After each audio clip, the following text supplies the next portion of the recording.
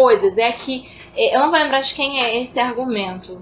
Não sei se é do William Lane Craig, não sei se eu tô confundindo. Mas ele fala que... não, é do Zacarias. Zacarias, isso. E a ideia é o quê? Se Deus, ele impede o mal. Por exemplo, se eu tenho uma arma e vou atirar na Samara. E Deus, ele... Gente, eu não posso fazer uma brincadeira. Aí o negócio, sabe, desanda. Então, a Samara. Então, e Deus vai lá e faz a bala desviar. Ou então eu insulto a Samara e Deus vai lá e a corrente de ar se desvia e as minhas palavras não chegam até ela. Se Deus faz isso, ele começa a impedir o mal, ele vai ter que começar a impedir o mal que começa aqui. Porque o mal, antes de ser praticado, ele é aqui. Então Deus, ele teria que começar a impedir o mal na minha mente. Fazendo isso, Deus criaria robôs, não seres humanos. Porque o ser humano, ele é dotado de escolha a tal ponto de que ele pode pecar ou não pecar. Então, ele pode decidir o que... decidir fazer como é que eu vou dizer? Não, o ser humano não, vai ficar complicado isso também. Agora eu tenho que tomar cuidado com tudo que eu falo. Não vai ficar complicado. Esquece isso que eu falei. Tem que tomar cuidado com cada palavra.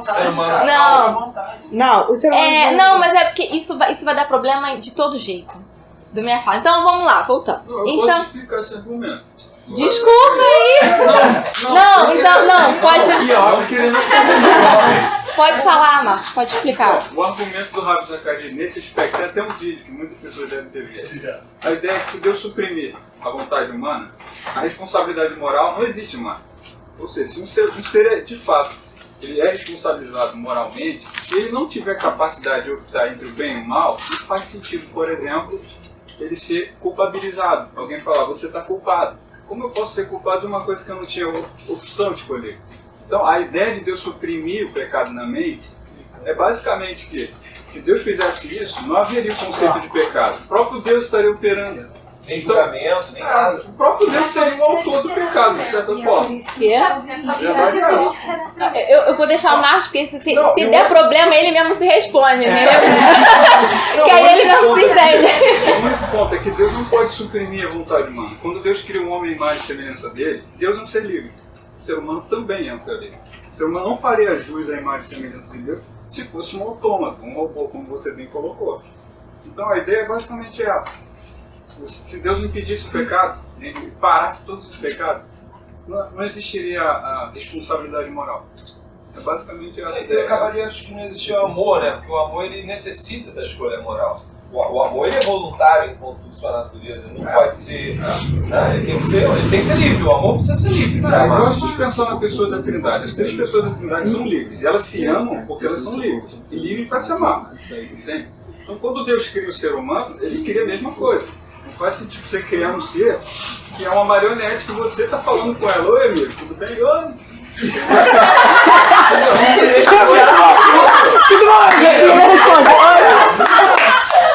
Foi bom, não, Marcos, foi bom, eu entendi. Foi uma ótima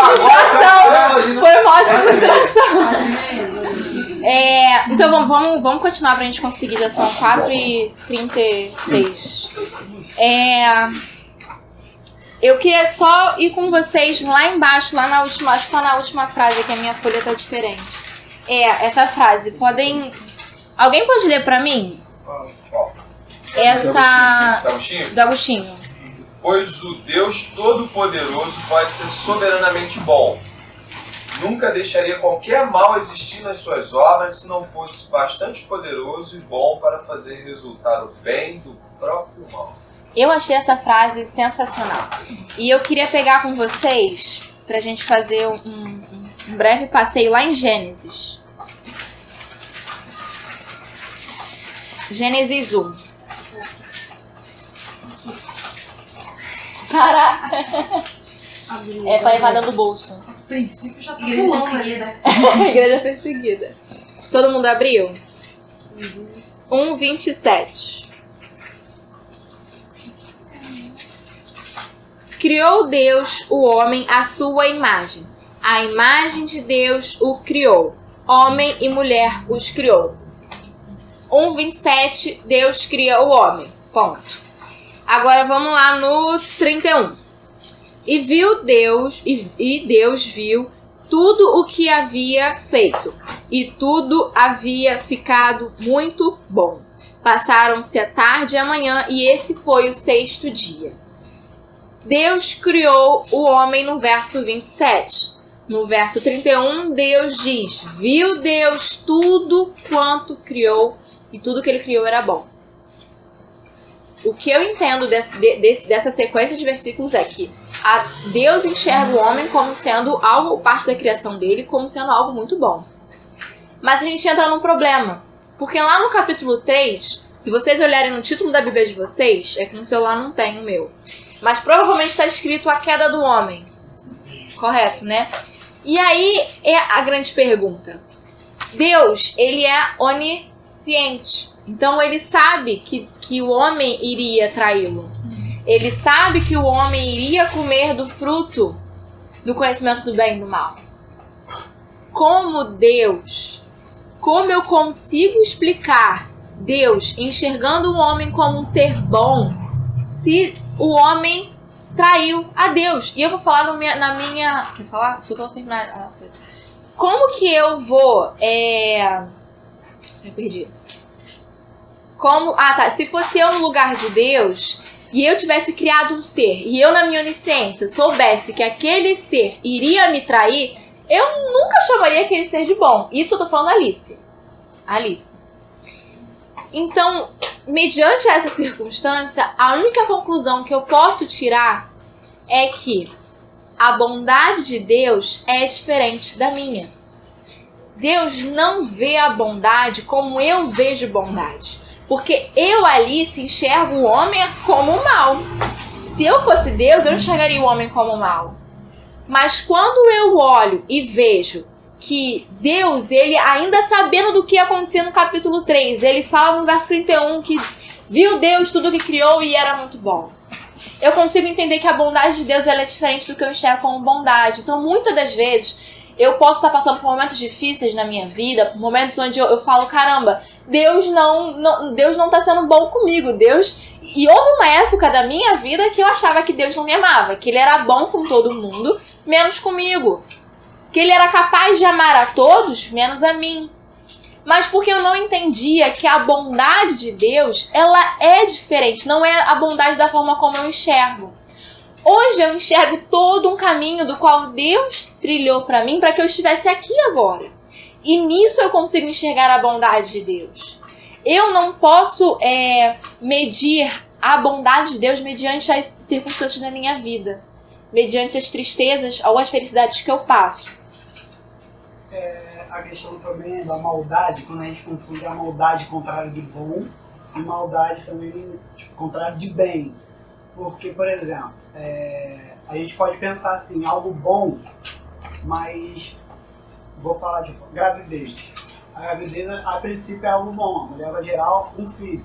Só que há um ponto ruim, que ela vai sentir dor, ela vai sentir enjoo, ela vai, há uma maldade. Então, assim, com relação à maldade, com relação a, digamos assim, catástrofe, coisas assim. Por exemplo, o homem é bom, porém, ele pode continuar sendo bom se ele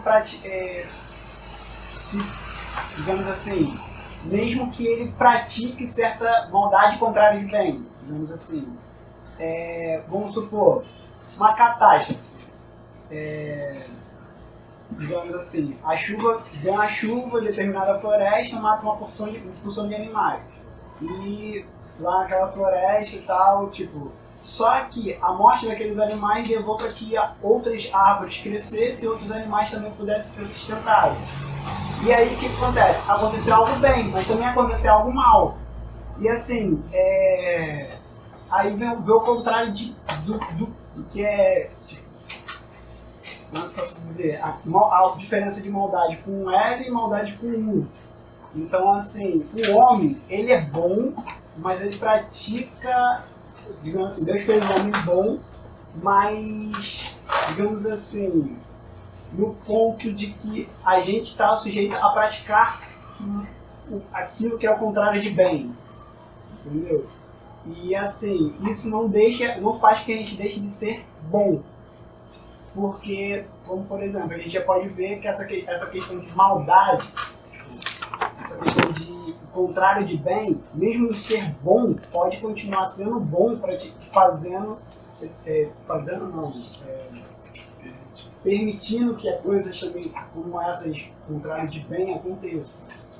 O homem ele era bom até o pecado entrar na vida do homem. Sim. Então, a partir do momento que o pecado entrou, né, que o homem pecou, eu tenho uma corrupção do ser do homem, né? Então ele já não consegue. O que eu queria assim, mais ou menos só explicar, você entende, por exemplo. O homem mesmo ali, tendo Deus criado ele, feito ele a imagem e semelhança, ele sendo bom, assim como Deus é, sem que o pecado tenha entrado. Ele poderia ainda assim matar, digamos assim, um animal ou cortar uma determinada árvore e continuar ainda sendo bom. Porque praticar uma maldade não faria com que ele deixasse de ser bom, mas se ele praticasse aquilo que seria o contrário de bom, isso sim deixaria de ser bom. Por exemplo, Deus era bom, Deus é bom, e ele deu uma lei ao homem, não coma desse fruto.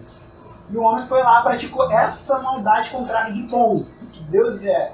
E aí sim o mal entrou no homem, o homem passou a ser mal e já deixou aquela questão do bom que era igual a Deus, vamos dizer assim. Aí passou a ser o contrário de Deus, sendo mal. Mas consegui explicar, tipo, mesmo ele poderia ser bom, a imagem de Deus, sem que o pecado tivesse entrado em nele, e ainda assim poderia matar um determinado animal e continuar sendo bom. Se não houvesse nenhuma lei também, claro, de Deus dizendo assim, olha, você está proibido de matar qualquer animal. Entendeu? Ele se torna mal a partir do momento que ele vai contra o que é bom, o Deus. Então assim, ele podia cortar uma árvore, isso não é mal e nem bom. Ele vai ficar mal. Ele podia até matar um animal, isso não é bom nem mal. Mas a partir do momento que ele vai contra o bom, o total bom, né, ele acaba rachando com a bondade que havia nele. Sim. A diferença mesmo está sendo, tipo, a gente às vezes confunde a maldade com a maldade com L. Que é o mal contrário de bem e o mal contrário de bom. Quando a gente confunde isso, tipo, se a gente pensar, por exemplo, algo bom pode fazer o que é mal com L.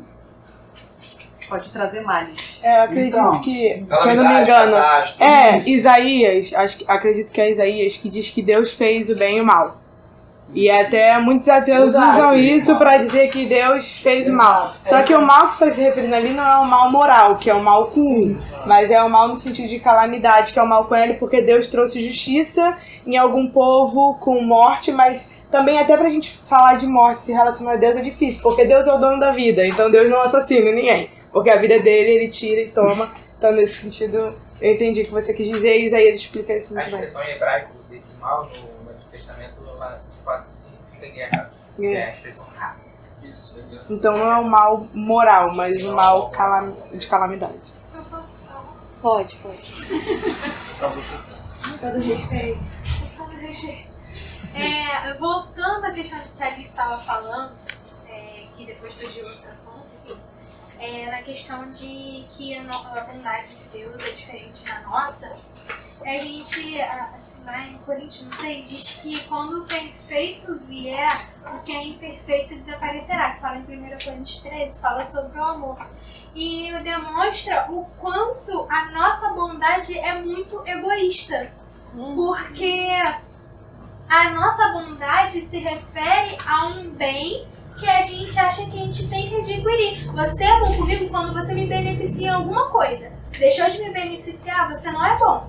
Então é uma bondade egoísta e me fez remeter ali justamente ao que você leu sobre Adão e Eva, porque imagina Deus criando Adão e Eva, mas pensando assim, não, mas eles não vão me adorar como eu mereço, ou eles não vão me santificar, então não vou criar eles não, porque eles não vão me beneficiar, entende? Então assim, é uma bondade em prol de algo que eu acho que é bom pra mim. Uhum. Então, realmente... É uma bondade corrompida.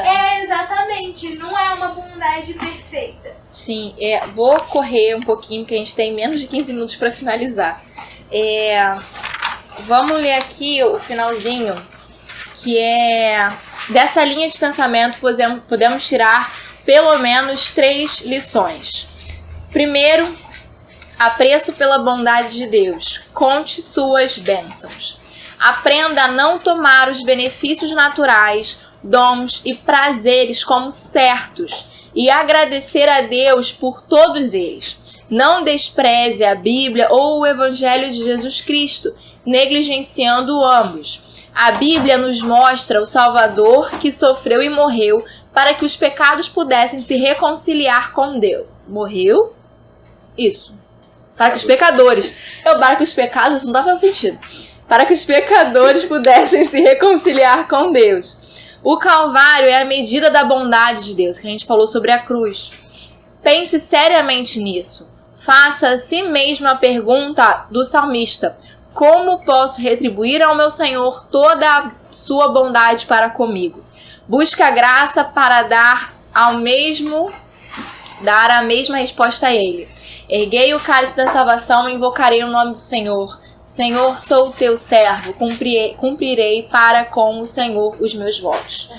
Não considere a bondade de Deus como algo, os benefícios que você tem através da bondade de Deus, como algo certo para sua vida, porque você não é merecedor. Então o fato hoje de você ter uma casa, de você ter o conforto que você tem hoje, não considere isso como algo certo para sua vida. Porque aqui ele fala que a coisa que a gente tem que ter como certo é o Calvário. Ele vai falar que o Calvário é a medida da bondade de Deus. Então, quando eu recebo essas coisas de casa, o conforto, tudo isso, eu consigo entender que Deus, ele é bom e ser grato por aquilo ali. Agora, se eu não tenho esse entendimento, que eu acho que eu sou merecedor, eu não consigo ter o sentimento de gratidão sobre aquilo que eu recebi. Então, o primeiro ponto é ser grato pelas coisas que a bondade de Deus nos dá. E, acima de tudo, meditar todos os dias no quão supremo é o Calvário de Cristo, porque essa é a maior expressão da bondade de Deus. Ponto 2. Apreço pela paciência de Deus. Pense como Ele tem tolerado e ainda continua a fazê-lo, quando grande parte da sua vida é indigna dele e você tem merecido realmente sua rejeição. Aprenda a maravilhar-se com a paciência divina. Peça que Deus o ajude a imitá-lo em seu relacionamento com os outros. Procure não provocar mais sua paciência. Não tente a Deus no final. Mas a ideia é o quê? À medida do que eu entendo que eu sou pecador, o quanto eu entendo de que eu sou miserável, que eu não mereço a bondade de Deus, eu consigo agradecer pela paciência que Ele tem tido comigo. É justamente aquela fala daquele pastor que eu esqueci o nome, que o JP sabe.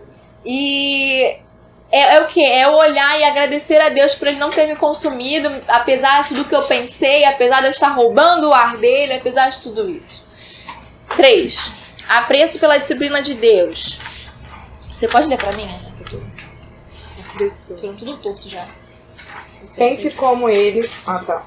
Ele é quem o sustenta e também é tudo que o cerca. Todas as coisas vêm dele e você tem provado a bondade divina todos os dias de sua vida. Essa experiência tem levado você ao arrependimento e à fé em Cristo? Em caso negativo, você está menosprezando a Deus e colocando-se sob a ameaça de sua severidade. Se, porém, como disse Whitfield, Ele põe espinhos em sua cama, é apenas para fazê-lo levantar-se e buscar sua misericórdia. Se você é um verdadeiro cristão e Ele ainda põe espinhos em sua cama, é apenas para impedir que você caia na complacência e para assegurar que você permaneça na sua benignidade, deixando que seu sentido de necessidade o faça voltar constantemente, buscando sua face com fé e humildade. Esta bondosa disciplina, na qual a severidade de Deus nos toca por uns momentos no contexto de sua bondade, tem a finalidade de impedir que soframos a violência de sua severidade separada desse contexto. É a disciplina do amor, e assim deve ser recebida. Meu filho, não despreze a minha disciplina. Foi bom para mim ter sido castigado, para que aprendesse os teus decretos. Veja também Hebreus 12, 9 e 11. Então, é entender como a gente falou, acho que foi na comunical passada. Na passada sobre paternidade? Não, retrasada. Retrasada foi sobre paternidade, sobre o pai que disciplina o filho, mas disciplina porque ama. E o pai que não corrige o filho não ama o filho. Então, da mesma forma como Deus é nosso pai, nos dá a disciplina, é justamente porque a gente consegue ver em Deus a expressão da bondade dele quando ele nos disciplina, porque é a forma que nós temos de permanecer no caminho de Cristo rumo ao céu. É isso, gente. 53. Eu tava preocupada de não dar tempo. Um comentário? Pode demorar.